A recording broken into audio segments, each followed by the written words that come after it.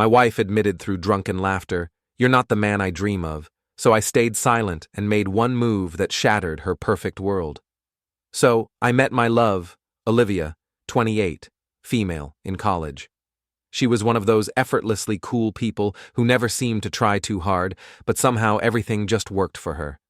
She was always laughing, always surrounded by people, always the one who had some crazy last-minute idea to do something fun. I was more of the study hard, get a good job, build a future type. We were different, but it worked, at least for a while. We started dating in our junior year, and I fell hard. She made everything feel exciting. She had this energy that made me feel like I was missing out on life before I met her. When we graduated and moved in together, I thought, yeah, this is it. This is the person I'm going to spend my life with. Fast forward a few years, we got married, I had my career set, a decent place, and I was doing everything I could to build something stable for us. Olivia, on the other hand, was still trying to figure things out. She hopped between jobs, tried different hobbies, but never really stuck to anything. That was fine with me. I made enough to support both of us comfortably, and if she needed time to explore what made her happy, I was more than willing to be patient. But at some point, things started to shift.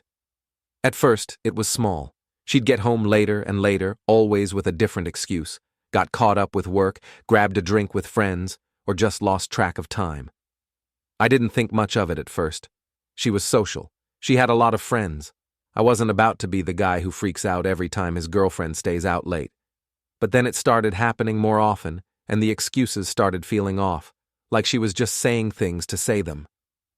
I'd ask her how her night was, and she'd give me the most generic answer like, it was fine, and then immediately change the subject.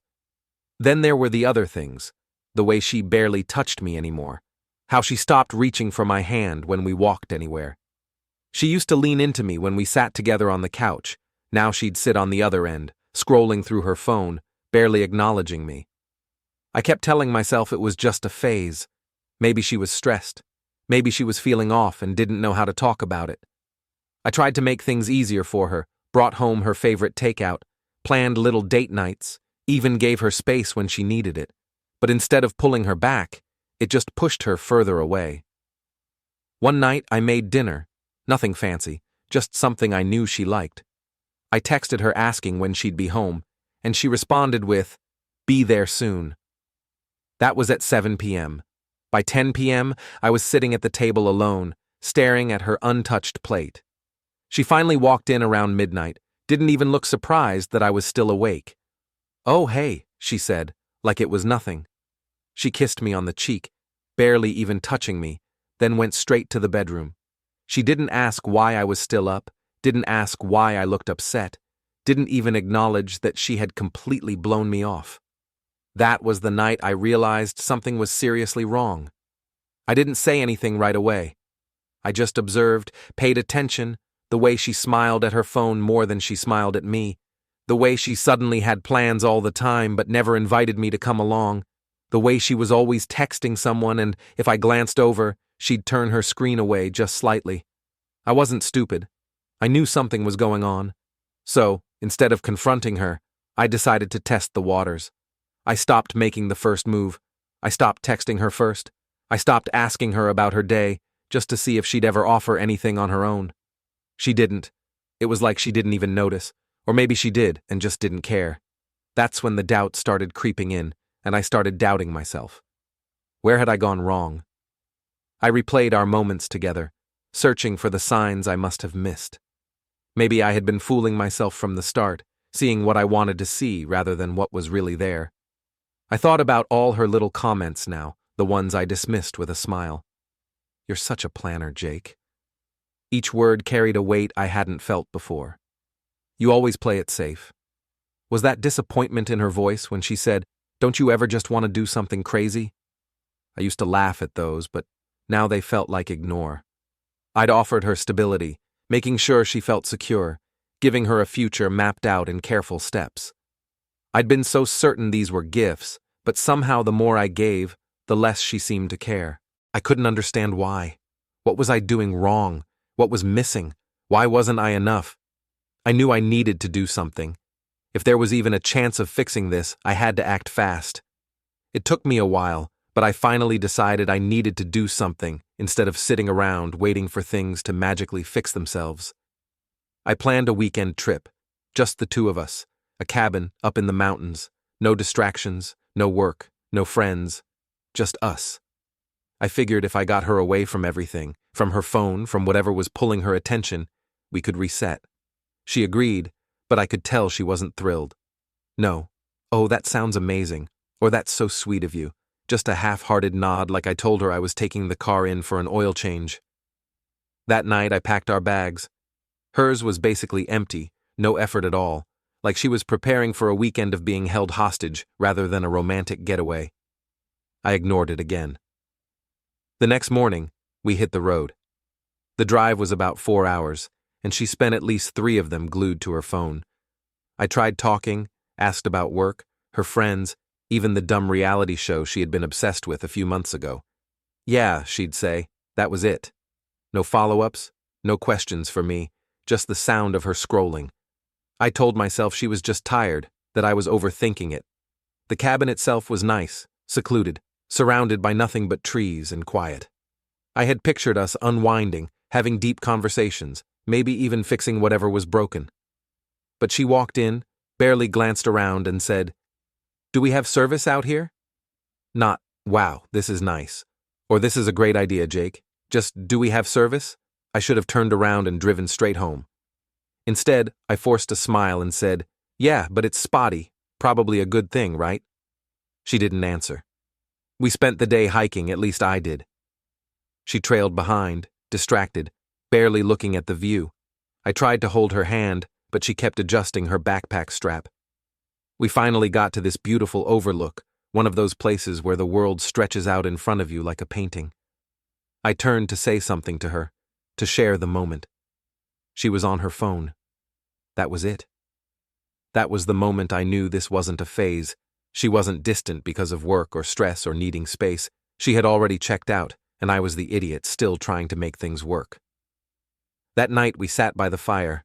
I made dinner, something simple, grilled chicken and some potatoes. She picked at it, barely eating, staring into the flames like they held the answers to her entire life. I sat there, eating in silence, stealing glances at her while she barely touched hers. The space between us felt heavier than ever, filled with everything unsaid. I wanted to ask her what was wrong, to finally get the truth out in the open, but something in her posture, in the way she avoided my eyes, told me I wouldn't like the answer. So instead, I just kept the night moving, offering her another drink, watching as she took it without hesitation. She poured another glass, swaying slightly. She looked like she was fully in that drunk stage where everything came out raw, unfiltered, like she had been holding it in for way too long. Then, out of nowhere, she let out a sharp, almost mocking laugh. It wasn't the kind of laugh I was used to hearing from her. It wasn't warm or playful. It was bitter. "You want to know something funny?" she slurred, tilting her head at me. "I've never been attracted to you. I just pretended." She laughed. I frowned, setting my glass down. "What does that mean?" She smirked, swirling her drink in slow circles. "You try so damn hard, Jake. Always have." She shook her head, like she felt sorry for me, like it's going to change anything. My chest tightened. "What are you talking about?" She leaned forward, resting her chin on her hand, her gaze hazy but locked onto me. "You think being a good guy is enough? That being stable, dependable, nice, makes you someone I should want?" She let out another soft laugh, like I was clueless. But that's never what I wanted. Something cold crept into my stomach. "Olivia," I started, but she waved a hand, dismissing whatever I was about to say. "You know, I used to tell myself I'd learn to love it, that I'd wake up one day and be happy with the quiet life. A guy who takes care of me, plans our future, never lets me worry about anything." She sighed, rubbing her temple. "But God, Jake, do you know how boring that sounds?"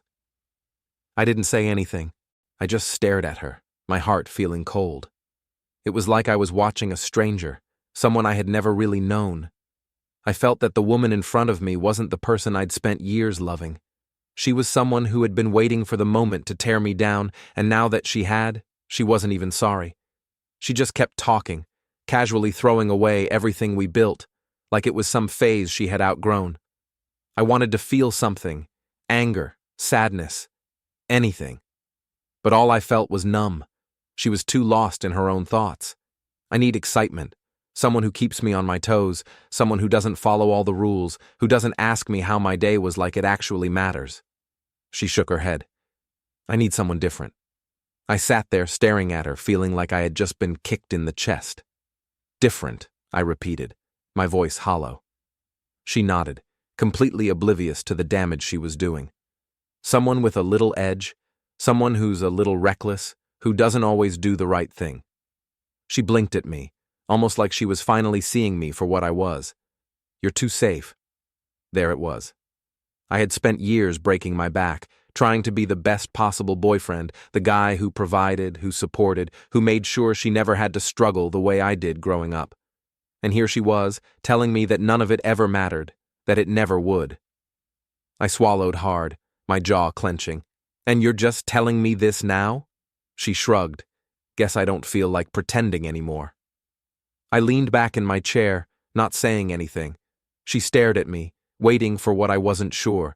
An argument, a meltdown, maybe some desperate plea for her to stay. But I wasn't giving her that. I wasn't giving her anything. I nodded once. All right. Her face twisted in confusion. That's it? I exhaled slowly, barely looking at her. What else is there? My voice was flat, detached. You've made yourself clear. I'm not what you want. So, okay. She blinked, like she wasn't expecting me to take it so easily, like she wanted a reaction. At that moment, I doubted if she was really drunk or acting to be. I leaned back, staring at her with a level calmness I knew would unsettle her. I'm not going to grovel, Olivia. I'm not going to change who I am to fit whatever fantasy you've built in your head. I tilted my head slightly. And I sure as hell am not going to sit here and apologize for treating you right. She was about to say something, but then she hesitated. She looked unsure. I pushed my chair back and stood up, moving slow, deliberate. I'm going to bed. She didn't try to stop me. The signs were pretty obvious when I thought about it. She dodged my calls at night. There was this guy's name that kept popping up, and suddenly she was always busy with plans I wasn't part of. I could have played detective, sure. Could have checked her phone or asked around. But sitting there in the dark, I realized I just didn't care. Weird, right? No need to chase answers or try to win her back. Nothing. Just empty. And by morning, my mind was made up. She just didn't know it yet. The next morning, she acted like nothing had happened. She got up, stretched, yawned, like it was any other morning. Like she hadn't just blown up our entire relationship the night before. I sat on the edge of the bed, watching her move around the cabin, waiting to see if she'd say anything. She didn't. Finally, I asked, "You remember what you said last night?" She paused. I was drunk, Jake. I don't remember much. I saw it in her eyes. She remembered every single word. She just wasn't brave enough to own it. I could have pushed. I could have said, "Don't lie to me." I could have told her I wasn't stupid, that I had known something was wrong for months. But I didn't. Instead, I just nodded. Let her think I bought it. And that's when I made my choice. I wasn't going to fight for her anymore. I wasn't going to beg her to love me. If she wanted more, let her have it. Let her see what life was like without me carrying the relationship on my back. So I started pulling away. No more good morning texts, no more asking about her day, no more planning dates or bringing home her favorite snacks from the store. I didn't get mad. I didn't get cold. I just stopped. At first, I don't think she noticed. Or maybe she did and was relieved, but then slowly I saw the shift. She started reaching for me in small ways, touching my arm while she talked, sitting next to me on the couch instead of at the other end. She laughed at my jokes a little too loudly, even the dumb ones that never got a reaction before. She wasn't doing it because she missed me. She was doing it because she felt me slipping away. I wasn't the one holding on anymore. A week later, we got back home, and I could tell she was antsy. She'd glance at me when she thought I wasn't looking, bite her lip like she wanted to say something but couldn't figure out how. Then one night, I caught her staring at me. We were sitting, both on our phones, but she wasn't scrolling. She was watching me. "You've been different," she finally said. I glanced at her. "Yeah, She hesitated. Is everything okay? I shrugged. I'm fine. She didn't like that answer, I could tell by the way her fingers tensed around the edge of the blanket. She expected me to ask her what was wrong, to pull her close, to tell her I loved her, to beg her to tell me what was on her mind. I didn't. That's when I knew I had flipped the game. A few days later, I started noticing little things. She'd dress up more even when she had nowhere to go. She'd ask me what I was doing, where I was going, who I was with. One night, I mentioned I was grabbing dinner with my friend Ethan, and she perked up. Oh, where at? I shrugged. Not sure yet. She hesitated. I could come with you? That was new. She had spent the last 6 months avoiding plans with me like it was a second job. I just smiled. Nah, just guys tonight. She forced a laugh, but I saw the way her jaw clenched. She was unraveling. One night, I forgot my phone in the living room. When I woke up, I saw she had gone through it. I wasn't even mad. I just found it hilarious. She was digging for something, anything, to confirm that I had checked out. She wanted a reason to feel like she was still in control. She didn't have one. And then the whole thing blew up in the most predictable way possible. Turns out she'd been seeing someone the entire time, not just a hookup or a drunk mistake, but full-on dating behind my back for months. The funny part? When it all came out, she hit me with the classic, "I never found you attractive, you're boring" line.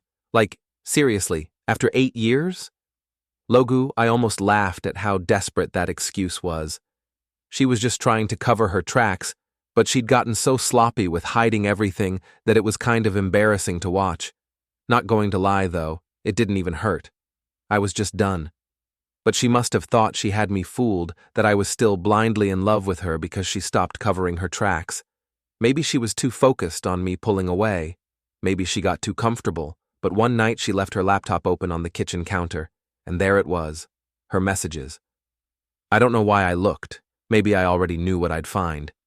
There were texts from him, not just recent ones, but weeks, months of conversations. I scrolled, feeling absolutely nothing, just reading the words like I was scanning an email I didn't care about. Can't wait to see you again last night was amazing. Does he suspect anything? I took a deep breath, closed the laptop, and went to bed. I didn't wake her up. I didn't confront her. I didn't do anything because I had already decided what I was going to do. The next morning, I got up like it was a normal day, took a shower, made coffee, acted like I wasn't about to completely cut her out of my life. Then I called my lawyer. By the time she got out of bed, I had already started the process. She had no idea, and I wasn't going to warn her because I wanted her to feel it. I wanted her to wake up one day and realize she had lost me before she even knew she needed to fight for me. She wanted more? She was about to get exactly that. It didn't take long before I found out the truth. A few days after I contacted my lawyer, Ethan called me. Now, Ethan's not the type to get involved in drama. He's the kind of guy who minds his business, stays in his lane. So when he called me out of nowhere, sounding hesitant, I already knew something was wrong. Jake, his voice was cautious, like he was debating whether to say anything at all. I don't know how to tell you this, but I saw Olivia last night.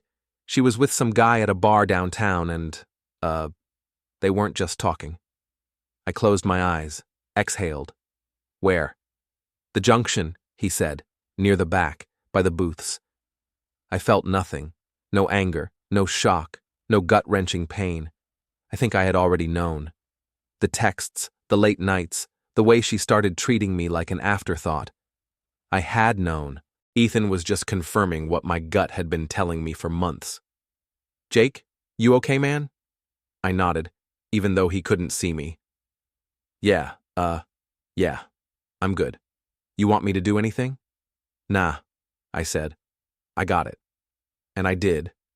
I already knew what I had to do. That night, I made up some excuse about working late and told Olivia I wouldn't be home for dinner. She barely reacted, just muttered, "Okay," and went back to her phone. At around 9 p.m., I parked my car 2 blocks away from the junction and waited. I wasn't sure how long I'd be sitting there, but I had a feeling she wouldn't make me wait too long. Sure enough, at 9:30 she walked out of our apartment building. She wasn't dressed up like she would be for a night out with friends. No high heels, no fancy dress, just jeans, a cropped sweater, and that bag she only ever took when she didn't plan on coming home right away. I followed her. I just needed proof, not close enough to be obvious, but enough to keep her in sight. She walked fast, like she had somewhere important to be. I already knew where she was going, but I needed to see it for myself. When she walked into the junction, I stayed back, waited a few minutes before following. I kept to the shadows, stayed near the entrance, just watching. And there he was. The guy was the complete opposite of me. Where I was clean cut, he was rough around the edges, tattoos up his arms, a cocky smirk, the kind of guy who looked like he had never had to work for anything in his life. And the way she looked at him, damn, she had never looked at me like that. She slid into the booth, leaned into him immediately, like she had been waiting for this all day. He put his arm around her without hesitation, and she melted into him. I stood there for a second, just watching, letting it sink in. Then I took out my phone, snapped a picture, and walked out. No confrontation, just cold, hard proof. By the time I got back to my car, I had already sent the picture to my lawyer. Start the paperwork. The next few days, I barely spoke to Olivia. I wasn't sure if she noticed at first. She was so caught up in whatever fantasy she was living in that she didn't seem to register how quiet I had gone. I pulled back hard, stopped checking in, started coming home late without explanation. She kept pushing for answers, but I just gave her silence. But the real switch flipped when I quietly moved most of our shared money into a separate account. Nothing illegal, just protecting what was mine. That's when her whole act changed. Suddenly, she was all sweet and clingy, like someone had flipped a switch. The fake I love yous started dropping like confetti. She was planning date nights, talking about vacations, even suggested this romantic getaway. It was almost funny watching her scramble. I turned down every single thing. Then came the morning she checked our shared account. The panic in her eyes when she realized most of the money was gone? Priceless. She tried to play it cool, but I could see her hands shaking when she was frantically checking her phone. See, I knew her shopping habits, the weekly spa treatments, those emergency shopping sprees, the fancy lunches with her new friend. That was all about to hit a wall. She kept shooting these nervous glances my way, probably waiting for me to bring it up. I didn't, just sipped my coffee and read the news like it was any other morning. A week later, I had the divorce papers ready. I came back home, found her on the couch, curled up in her usual spot, staring at her phone like the screen held the answers to all her problems. Maybe she was waiting for him to text back. Maybe she was hoping this was all just a bad dream. She didn't even look up when I walked in. I stood there for a second, watching. She looked smaller somehow, like she had finally started to feel the weight of everything she had done, like she knew what was coming. I pulled the envelope from my pocket and dropped it on the coffee table. The slap of paper against wood made her flinch. She slowly set her phone down and reached for it. As soon as she flipped it over and read the words at the top, her entire body stiffened. She swallowed hard, looking up at me with wide, panicked eyes. "Jake," her voice cracked. This isn't necessary." I let out a dry laugh. "Yeah? And why is that?" She shook her head, grasping for words for something, anything that would make me back down. "We can work this out," she finally said, forcing a weak smile. "We don't need to do anything drastic." "Drastic?" I repeated, raising an eyebrow. "Like spending years with someone you were never actually into?" She flinched hard. "I never said that," she whispered. I crossed my arms, tilting my head. "You did, actually. You just don't remember, or at least you pretend you don't." She shook her head. "Jake, I was drunk, you know that." "Yeah, but drunk words, those come from somewhere." Her eyes darted away, staring at the papers. I sighed, taking a step closer. "Tell me, Olivia," I said, voice quiet but firm. "How long have you known?" She looked up at me, confused. "What?" "That I wasn't your type," I clarified. "How long have you known?" Her mouth opened, then shut. She knew there was no right answer to that. Finally, she let out a shaky breath. "It's not that simple." I laughed, a real one this time, because of course that's what she'd say. "No, Olivia," I said, shaking my head. "It actually is that simple." Tears welled up in her eyes, her fingers gripping the envelope so tightly that the edges started to crumple. I didn't let her finish. I gave you everything, I said, voice steady. I loved you. I built a life around you. I thought I was making you happy, and the entire time you were looking at me like I was a backup plan, like I was safe. She let out a soft sob, but I didn't stop. You told me you needed more, I continued, watching her crumble in front of me. Well, congratulations. You got it. Now you get to go find whatever thrill you've been chasing. She shook her head, tears falling freely now. Jake, please. I made a mistake, but we can fix this. No, you made a choice, I corrected, over and over again. She wiped at her face. I don't know why I did it, she whispered. The last piece of whatever hold she had on me just fell away. You didn't ruin everything, I said simply. You just proved that I deserve better. She choked on a sob, pressing a hand over her mouth. I grabbed my keys from the counter and walked toward the door. Just before stepping out, I turned back one last time. You wanted excitement, I said, my voice calm, final. Go find it. And then I left, the sound of her sobbing behind the closed door better than any therapy session. After all this chaos, I tried to focus on myself while she did exactly what I expected, acted like she was thriving. Social media was her stage, pictures of nights out, fancy drinks, big smiles, the kind of thing people post when they need to convince the world and themselves that everything is fine. She wanted everyone to believe she had moved on effortlessly, that she was living her best life without me. For a second, I almost fell for it, almost let myself think maybe she really was happy. But life has a way of catching up. I heard through mutual friends that the guy she had left me for ghosted her completely, didn't even have the decency to break it off like an adult, just stopped answering texts, unfollowed her, disappeared into thin air. The thrill she had been chasing? Gone. Then her job? She had always been coasting by, half-assing her work, relying on charm and excuses to get through. But eventually, people stopped buying the act. She got laid off, something about downsizing or restructuring, but everyone knew what it really meant. They just didn't need someone who wasn't actually doing the work. The friends? Well, the ones she partied with stuck around for a little while, but when the money ran low, when she wasn't the fun one anymore, they started disappearing too, one by one. The people she had prioritized over me? They weren't there when she actually needed them.